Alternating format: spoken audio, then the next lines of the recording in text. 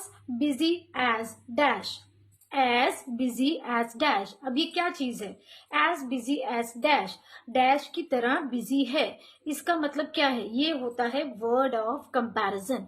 Words of comparison, words of comparison क्या होता है? जब आप किसी का किसी से कंपैरिजन करते हो, चाहे वो फिर आप किसी का किसी चीज से कंपैरिजन करते हो, चाहे वो किसी का किसी दूसरे इंसान से कंपैरिजन करते हो, चाहे वो किसी का आप किसी एनिमल से कंपैरिजन करते हो, right. Words of comparison means जब आप किसी को किसी चीज से या किसी एनिमल से या किसी भी चीज से आप कंपेयर कर रहे हो कि वो ऐसा है या ऐसी है, that is called words of comparison. Sorry. अब मैंने यहाँ पे आपको क्या बोला है? एज बिजी एज डैश, वो डैश की तरह बिजी है। तो सबसे बिजी कौन होता है मालूम है? बी।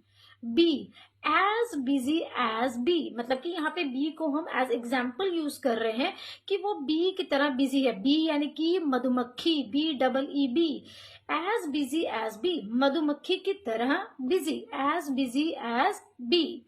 बी होती है मधुमक्खी। मधुमक्खी को आप कभी देखो, वो हमेशा बिजी दिखेगी आपको, इधर उधर घूमते हुए या शहद बनाते हुए या अपना घोंसला बनाते हुए, वो आपको हमेशा बिजी दिखेगी। तो इसलिए हमने यहाँ पे किसी का कंपैरिजन किससे किया है? बी से। He is as busy as bee, वो बी की तरह बिजी है। अगर आपने किसी को बोलना है कि वो इंसान तो बहुत ही ज्यादा बिजी है, तो आप उसको कैसे बोल सकते हो? ही इज एज